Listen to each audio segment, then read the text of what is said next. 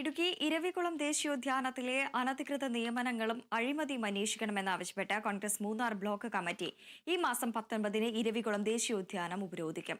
കോടികൾ വരുമാനമുള്ള ഇരവികുളം ദേശീയോദ്യാനത്തിൽ വികസന പ്രവർത്തനങ്ങൾ എന്ന പേരിൽ ക്രമക്കേട് നടത്തുന്നുവെന്നാണ് ആരോപണം. ഇതിൽ പ്രതിഷേധിച്ചാണ് കോൺഗ്രസ് സമര പ്രഖ്യാപനവുമായി രംഗത്ത് വന്നിട്ടുള്ളത്.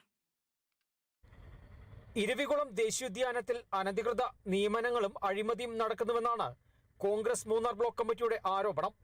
കോടികൾ വരുമാനമുള്ള ഇരവികുളം ദേശീയോദ്യാനത്തിൽ വികസന പ്രവർത്തനങ്ങൾ എന്ന പേരിൽ ക്രമക്കേട് നടത്തുന്നു.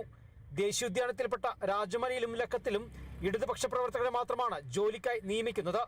രാജമലയിൽ പാർട്ടി ഗ്രാമം ഉണ്ടാക്കാൻ ശ്രമം നടക്കുകയാണ്. ഇത്തരം ആരോപണങ്ങൾ ഉയർത്തിയാണ് ഈ മാസം 19-ന് കോൺഗ്രസ് മൂന്നാർ ബ്ലോക്ക് കമ്മിറ്റി ഇരവികുളം ദേശീയോദ്യാനം ഉപരോധിക്കാൻ ഒരുങ്ങുന്നത്. ദിവസേന തിരക്കുകൾ വർദ്ധിപ്പിച്ചു വരുന്നതുകൊണ്ട് ഗതാഗത കുരുക്കുണ്ടാകുകയും അതിൽ ആളുകൾ മരണപ്പെടുക വരെ ചെയ്തിട്ട് പോലും വനവകുപ്പിൻ്റെ ഭാഗത്തിൽ നിന്ന് പാർക്കിംഗ് സൗകര്യത്തിന് യാതൊരു വിധത്തിലുള്ള തയ്യാറെടുപ്പുകളും നടത്താതെയാണ് ഈ സീസൺ തുടങ്ങിയിരിക്കുന്നത്. ഏതാണ്ട് പ്രതിവർഷം 25 കോടി രൂപയിലധികം ലാഭം വരുന്ന സ്ഥലത്ത് EDCയുടെ കീഴിലാണ് പ്രവർത്തിക്കുന്നത്. അതോടൊപ്പം തന്നെ AFDA, നിങ്ങൾക്ക് എല്ലാവർക്കും അറിയാവുന്ന പോലെ ആനമുടി ഫോറസ്റ്റ് ഡെവലപ്മെൻറ്റ് ഏജൻസിക്കാണ് ഈ പണം മൊത്തം പോകുന്നത്. ഈ പണം സർക്കാരിലേക്കല്ല പോകുന്നത്. പാർക്കിംഗ് ഇല്ലാത്തത് മൂലം മൂന്നാർ ഉദുമൽപേട്ട അന്തർ സംസ്ഥാന പാതയിലാണ് സഞ്ചാരികളുടെ വാഹനങ്ങൾ പാർക്ക് ചെയ്യുന്നത്. ഇത് ഗതാഗതക്കുരുക്കിന് കാരണമാകുന്നു.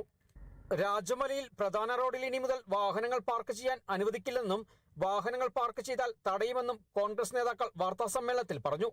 19-ന് ഉച്ചകഴിഞ്ഞ് 2-ന് സമരം നടക്കുമെന്നും DCC general secretary G. Muniyandi, block president S. Vijayakumar, vice president A. Andrews, Munnar മണ്ഡലം പ്രസിഡന്റ് C. നെൽസൺ എന്നിവർ വ്യക്തമാക്കി. Kerala vision news, Idukki.